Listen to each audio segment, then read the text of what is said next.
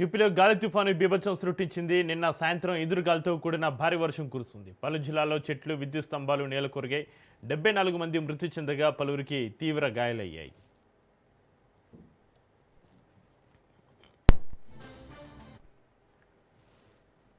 బలమైన గాలివాన, పిడుగుల కారణంగా భదోహి, ఫతేపూర్, బూదాన్ జిల్లాలో ప్రజలు మరణించారు. వందలాది చెట్లు, విద్యుత్ స్తంభాలు నేలకూలాయి. ఇళ్లు దెబ్బతిన్నాయి. విద్యుత్ సరఫరాకు తీవ్ర అంతరాయం కలిగింది. ముఖ్యమంత్రి యోగి ఆదిత్యనాథ్ అధికారులను అప్రమత్తం చేశారు. నష్టపోయిన వారికి తక్షణ సహాయం, నష్టపరిహారం అందించాలని ఆదేశించారు.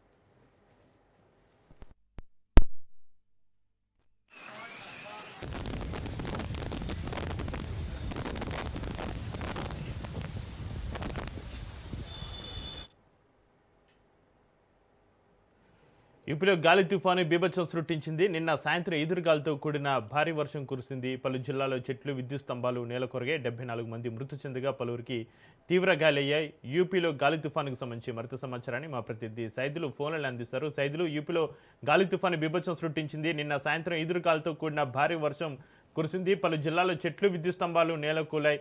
ఈ గాలి తుఫానుకు సంబంధించి మీ దగ్గర ఉన్న అప్డేట్స్ ఏంటి సైదులు? చక్రి, ఉత్తరప్రదేశ్ లో సంభవించినటువంటి భీకర తుఫాను భారీ వర్షాలు పెను విషాదాన్ని నింపాయి. రాష్ట్ర వ్యాప్తంగా వివిధ జిల్లాల్లో గాలివాన సృష్టించిన బీభత్సవానికి ఇప్పటి వరకు 74 మంది ప్రాణాలు కోల్పోయారు. వందలాది మంది గాయపడగా భారీగా ఆస్తి నష్టం సంభవించింది. పిడుగుపాట్లు, గోడలు కూలడం, చెట్లు విరిగిపడడం ఈ మరణాలకు ప్రధాన కారణమని అధికారులు వెల్లడించారు.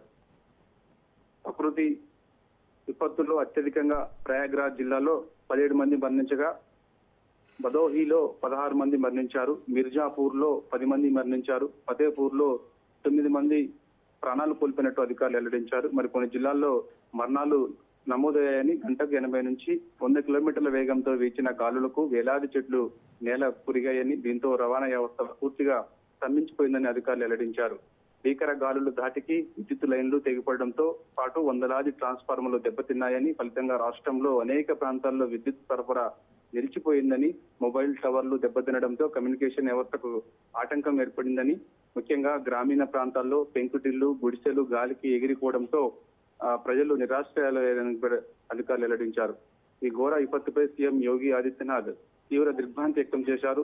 మృతుల కుటుంబాలకి ఒక్కొక్కరికి 4 లక్షల చొప్పున తక్షణ ఆర్థిక సాయం అందించాలని జిల్లా కలెక్టర్లు ఆయన ఆదేశించారు.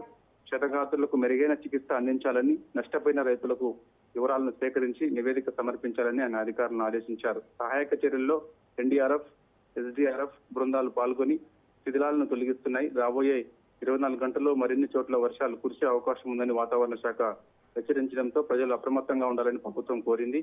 సో శిథిలాల కింద మరికొంతమంది ఉండొచ్చని అనుమానం వ్యక్తం చేస్తూ ఉన్నారు. ప్రస్తుతం కొన్ని జిల్లాల్లో మాత్రం పూర్తిగా రవాణా వ్యవస్థ దెబ్బతిన్నది. సో అక్కడ మొబైల్ కమ్యూనికేషన్స్ కూడా దెబ్బతినడంతో సో అక్కడ ఎటువంటి పరిస్థితి ఉన్నదనేది కూడా ఎప్పటికప్పుడు అంచనా వేస్తూ ఉన్నారు. అవసరమైతే హెలికాప్టర్ల సహాయంతో నిరాశ్రయాలని వాళ్ళని అందరినీ కూడా రక్షించాలని చెప్పేసి, సురక్షిత ప్రాంతాలకు తరలించాలని చెప్పేసి అధికారులని సీఎం యోగి ఆదిత్యనాథ్ ఆదేశించారు. సో ఇలాంటి విపత్తు సమయంలో సో ఖచ్చితంగా రాష్ట్ర ప్రభుత్వం ప్రజలకు అండగా ఉంటుందని చెప్పేసి కూడా ఆయన భరోసా ఇచ్చారు. కాబట్టి క్షేత్రస్థాయిలో అధికారులందరూ కూడా వెళ్ళి పరిస్థితిని అంచనా వేసిన తర్వాత ఒక నివేదిక ఇవ్వాలని చెప్పేసి అంటున్నారు. చాలా మంది మొత్తం వాళ్ళు తమ యొక్క ఇళ్లను కోల్పోయి నిరాశ్రయాలయ్యి రోడ్డు మీద పడడంతో వారందరికీ కూడా ప్రభుత్వం అండగా ఉంటుందని కూడా భరోసా ఇచ్చారు. కొంతమంది గాలి బీభత్సవానికి కొన్ని మీటర్ల మేర కొట్టుకొని పోయారని, కొందరైతే వాళ్ళ యొక్క అర్థనాదాలతో అక్కడంతా కూడా పరిస్థితి అంతా కూడా చాలా భయంకరమైనటువంటి పరిస్థితి నెలకొందని చెప్పేసి అక్కడ ఉన్నటువంటి కొందరు చూసిన వాళ్ళందరూ కూడా చెప్తున్నటువంటి పరిస్థితి కనిపిస్తుంది. కాబట్టి సో మరో 24 గంటల పాటు అప్రమత్తంగా ఉండాలని చెప్పేసి కూడా రెడ్ అలర్ట్ జారీ చేశారు. కొన్ని జిల్లాలకు ఆరెంజ్ అలర్ట్ జారీ చేశారు. కాబట్టి పరిస్థితిని అంచనా వేసిన తర్వాత అవసరమైతే వారందరినీ కూడా సురక్షిత ప్రాంతాలకు తరలించాలని చెప్పేసి సీఎం యోగి ఆదిత్యనాథ్ జిల్లా కలెక్టర్లను ఆదేశించారు. Right, thank you Saidulu.